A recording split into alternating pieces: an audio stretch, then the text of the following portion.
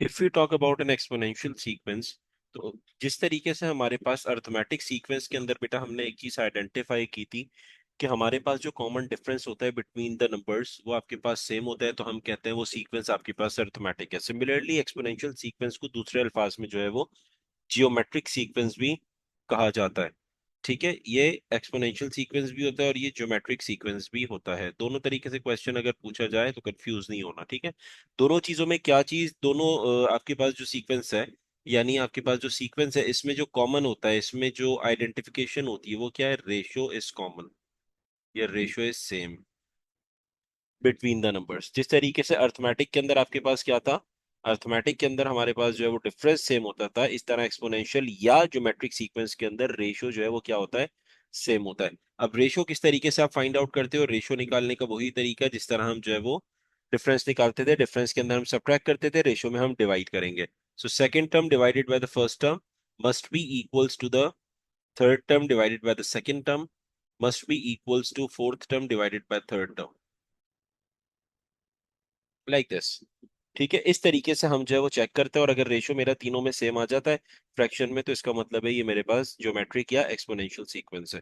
Right, so taking an example, if you talk about question number 1, 2, 4, 8, 16 and so on, ये मेरे पास question है।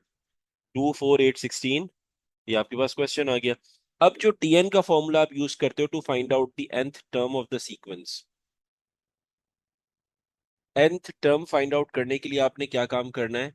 Simple, T N is equals A, R is being multiplied with A, and the power of R is N minus one. यानी जो N minus one power है वो किसके ऊपर है? मेरी सिर्फ आर के ऊपर मौजूद है।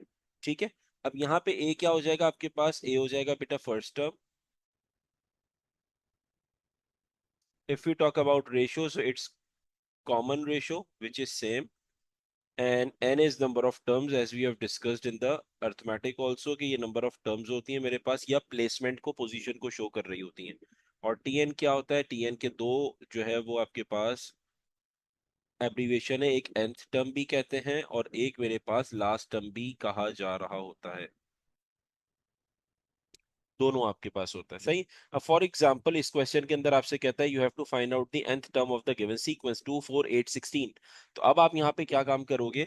आपने यहाँ पे tn का फॉर्मूला लगाया, as you have already calculated कि ये मेरे पास जो है वो ज्योमेट्रिक सीक्वेंस है या एक्सपोनेंशियल सीक्वेंस है। So tn equals a r raise to the power n minus one. For the given sequence the value of a which is the first term of the sequence, ये मेरे पास क्या है? 2 है। Are मेरे पास common ratio है जो आप calculate करोगे, तो कॉमन रेशियो अगर मैं फाइंड आउट करता हूं तो ये क्या हो जाएगा? 4 divided by 2 must be equals to 8 divided by 4 must be equals to 16 divided by 8। सबको अगर मैं कैंसिल करता हूँ मेरा आंसर क्या आ रहा है? 2 आ रहा है। तो इसका मतलब जो रेशियो है वो मेरे पास क्या हो जाएगा? 2 हो जाएगा। अब मैंने यहाँ पे रेशियो की वैल्यू क्या सब्सटीट्यूट कर दी? 2। The first term is 4, ratio is 2। Is it 4? नहीं, फर्स्ट टर्म 2 है। सो रेशियो मेरे पास 2 हो गया and the power is n minus one.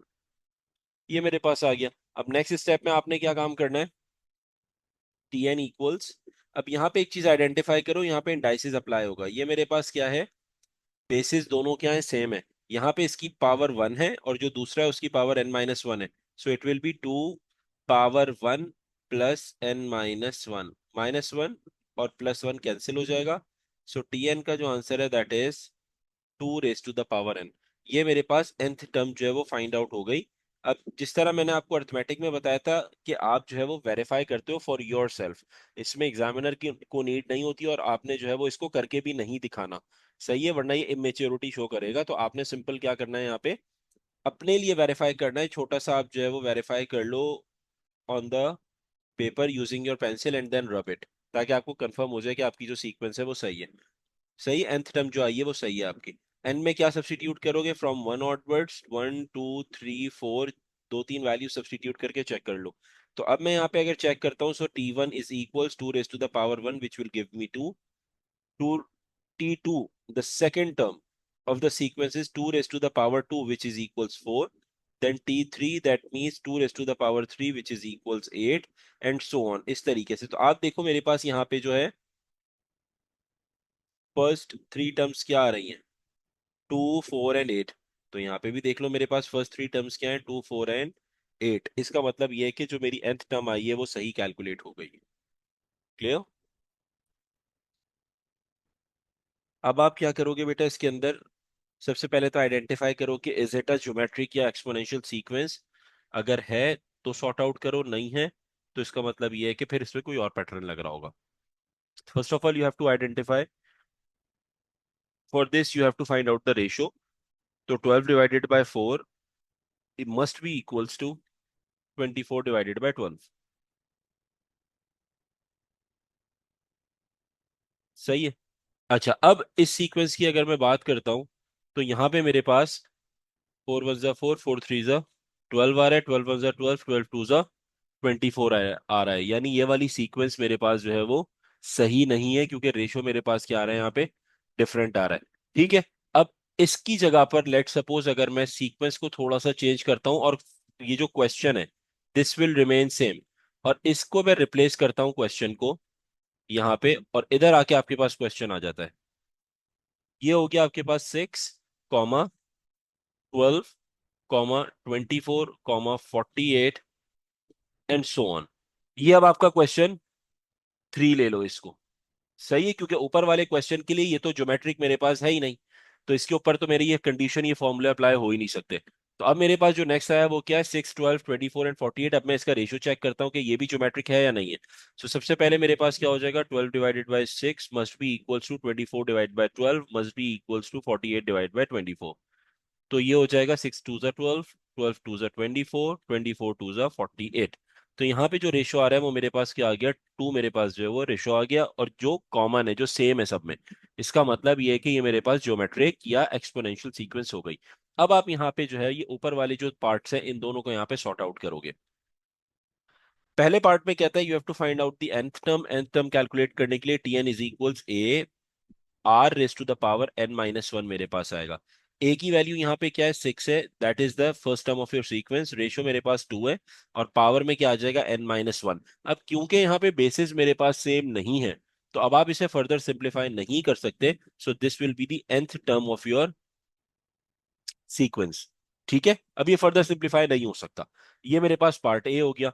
Part B में क्या कहता है, पार्ट बी में कहता है क्वेश्चन के अंदर you have to find out the fifth term of the sequence. Fifth term calculate करनी है। तो ये आपके पास हो जाएगा, टीएन जो ऑलरेडी कैलकुलेट किया उसे लिख लो जरा अपने पास, that is 2 raise to the power N minus one. अब क्योंकि फिफ्थ टर्म चाहिए थी, यानी फिफ्थ प्लेस के ऊपर आपके पास जो है वो क्या वैल्यू है, तो इसमें आप क्या करोगे, एन की जगह पे 5 सब्सटीट्यूट कर दोगे। So T N is equal 6 will be written as it is. उसके बाद 2 एंड 5 माइनस वन 4 हो जाएगा। So T N equal 6 2 raise to the power 4 आपके पास आ गया। So T N equal 6 2 raise to the power 4 is 16। ये आपके पास हो गया। अब आपने क्या करना है, 16 और 6 को आपस में मल्टीप्लाई करना है। तो आपके पास आंसर आ रहा है यहाँ पे 96। तो बेसिकली T5 n की जगह पे अब मेरे पास क्या है, nth टर्म नहीं है बल्कि क्या है, फिफ्थ पोजीशन की बात कर रहा है, तो आप रिप्लेस कर दोगे n को 5 से। सही है, यहाँ पे भी रिप्लेस कर दो इसको, क्योंकि n सब्स्टिट्यूट आपने कर दिया है। यहाँ भी 5 आ जाएगा, T5 यहाँ भी T5 हो जाएगा, ये T5। तो the value of T5 is equals 96। ये आंसर हो जाएगा। सो क्वेश्चन 3 के अंदर बेटा आइडेंटिफाई करते हैं is it a geometric sequence और नॉट। तो सबसे पहले आप क्या करोगे, R is equals 1000 divided by 500 must be equals to 500 divided by 250। After cancellation you will be having 2। So ratio मेरे पास यहाँ पे 2 आ गया, that means it's an exponential sequence. ये हो गया। अब पार्ट ए में nth टर्म आपको चाहिए। So for nth term tn equals the value of a which is the first term of your sequence, that's 1000 r which is 2 raised to the power n minus 1 मेरे पास आ गया। सही है, you can write down 1000 in the form of power in the making the base 2, but ये थोड़ा सा hectic हो जाएगा, तो you can leave the answer as it is, कोई प्रॉब्लम नहीं है इसके अंदर। ठीक है, एक चीज तो ये हो गई। दूसरी चीज आपके पास क्या है, जैसे क्योंकि अब आप फर्दर सिंप्लीफाई नहीं कर रहे हो, that's the answer for the first part. Second part में कहते हैं find the next two terms. अब नेक्स्ट टू टर्म्स का मतलब क्या है, इसका मतलब ये है कि they have given you the value for the first position, value for the second position, value for the third position. तीन उसने यानी n की वैल्यू 3 तक उसने आपको आंसर दिया हुआ है, और वो पूछ रहा है अगले दो टर्म्स क्या होंगी, यानी आपने n की वैल्यू 4 और n की वैल्यू 5 सब्सटीट्यूट करके अपने आंसर को कैलकुलेट करना है। ठीक है, तो सबसे पहले मैं n की वैल्यू 4 सब्सटीट्यूट करता हूँ tn में। सो it will B 1000 into 2 raised to the power 4 - 1 which is 3। तो ये मेरे पास क्या हो जाएगा, T4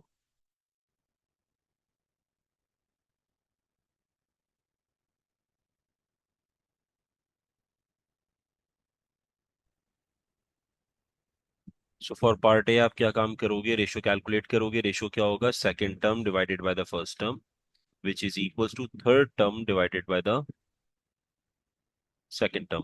तो 500 और ये 252, तो रेशो आ रहा है 1/2।